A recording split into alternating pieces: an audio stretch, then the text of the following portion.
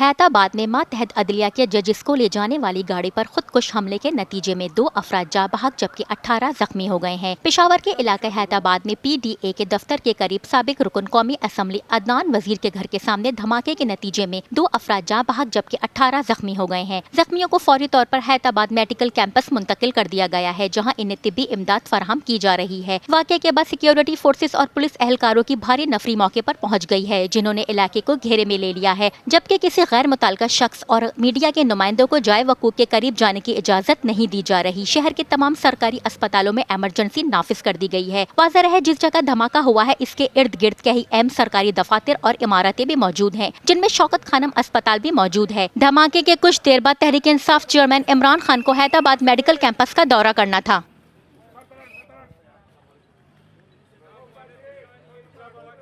Live PSL matches देखिए HD में tapmat.com पर और डाउनलोड द ऐप।